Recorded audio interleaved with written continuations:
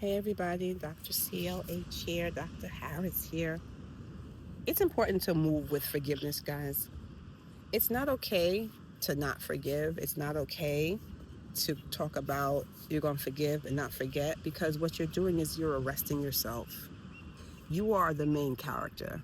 I did this viewing on purpose because you are the main character. Like all this other stuff is nice. You see, all the surrounding stuff is nice, but it's not within focus because we are the main characters in the story. When we choose not to forgive, that's a conscious choice that we're making to arrest our development, our growth and expansion, to hold ourselves prisoner while thinking that we're building a wall and supporting, strengthening, and protection. Protecting from what? The thing that happened already happened. Well, it won't have to happen again. Oh, that's wonderful. However, with that mindset, if you are supporting a narrative that has passed and you're still holding it on as in the present, you're attracting more of that narrative to come your way. You're attracting more of that energy, more of a display of what it is that you went through, meant not to do again, meant not to experience again, to come right back and say, hi, how are you? So then what should you do? It's human, right? That's what people tell you. Oh, it's part of the process. Healing is a part of the process. Healing without limits is the design. We are made to heal minus limitation. Most of us put limits on the healing, do it to a portion, a quarter, a halfway, 3/4, 96 point, whatever percent, and think, oh, I did that. But what really did you do? Like, what did you do though? What did you do? You have to be willing to invest that level of committed conviction into releasing. You are too excellent in the way that you've been fashioned in the likeness and image of God. You are too divinely centered. The fact that you have a spirit that gives your flesh its countenance to be. You have the investment of a God that never stopped loving on you, loves on you unconditionally, regardless of how you see, regardless of how you choose to be, regardless of how you choose to act, with ignorancy or with understanding or with a mixture of the two. You're loved on fiercely without apology and invested in regularly, and you're hoped in eternally. So why not you? Why not continue to give yourself access to a healing that is bountiful and limitless?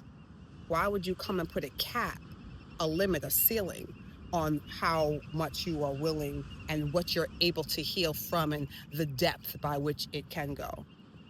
You're built better than that. I mean, you have free will, yeah. You're gifted the grade 8, absolutely. Dr. C, what the heck are you talking about, the grade 8? Sorry, I'll digress. Let me break it down. The grade 8, power, dominion, authority, inner peace, inner joy, strength, glory, honor. And then, not a part of the grade 8, but definitely a part of what we are and how we've been, then we've been gifted free will. Gifted free will. That we can do this thing however we'd like to, whenever we'd like to, because that's what now is for. Now is for utilizing the most pivotal moment that is power-filled enough to match you, to match me. There's nothing you can't do with that now.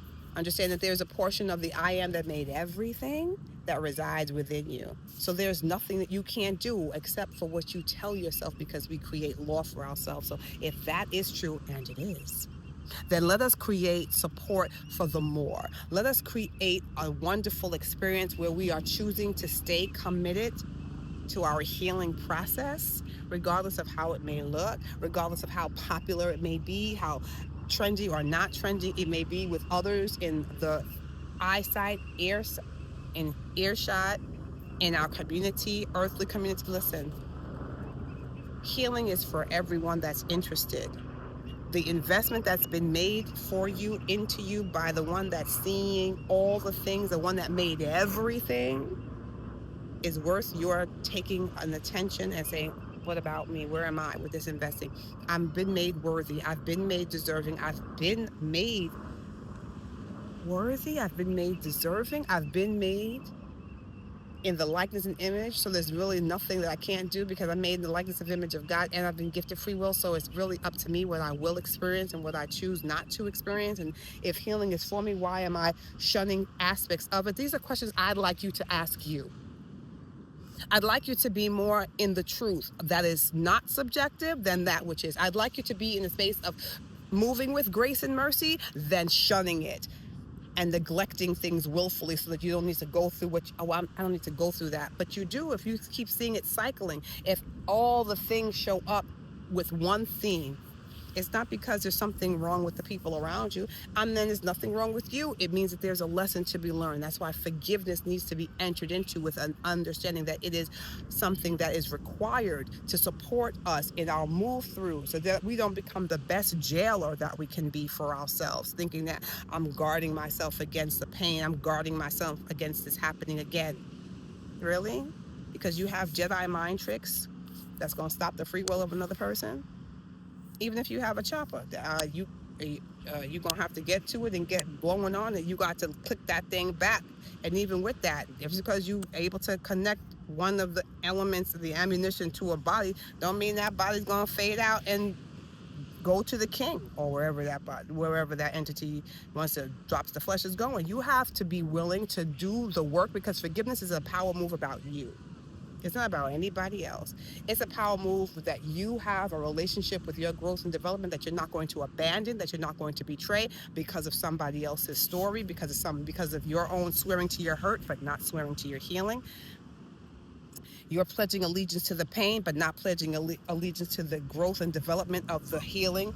If you hurt your ankle, do you not expect your ankle to do better as you rehab it? If it's a sprain, if it's a broken situation, do you not expect the healing to happen so you can get back into the movement, into the doing the things that you like to do? Do you expect it to stay broken? Do you expect it to stay sprained? Are you going to be okay if it stays sprained? You wouldn't. Would you be okay if your ankle stayed broken? You wouldn't. Would you be okay if your wrist stayed broken, if you damaged it, sprained it, used it too much without support? Would you be okay if it never got better? You wouldn't. You'd be looking for ways to get it better. You'd be looking for support in exercises from the OT, from the PT. You'd be looking for support from the acupuncturist, from the kinesiologist. You'd be looking for support for something that supports you doing better so you can do the things that you like to do more without the pain and the gripping sensations of I can't. You would be. And so I'd like you to think about forgiveness in the same way, with the same alignment with committed conviction. I'd like you to give yourself a chance to heal bountifully, minus the limitations of mediocrity and palsied, metered, measured. Stop that. You are a whole dynamic being. You are deserving, you're worthy, you're enough for that level of committed conviction towards yourself.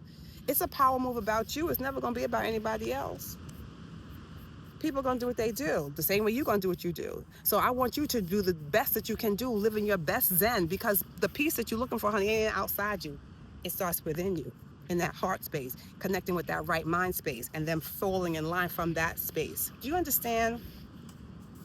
You're not second rate to anything. Comparison is a killer, and not healing is a thief and a robber of the very thing you've come to do, which is learn lessons. So here's cheers to me, and here's cheers to you, because we're gonna get this forgiveness thing in line. We're not gonna be pimped out running these streets like we damaged goods for the lifetime of duration of this.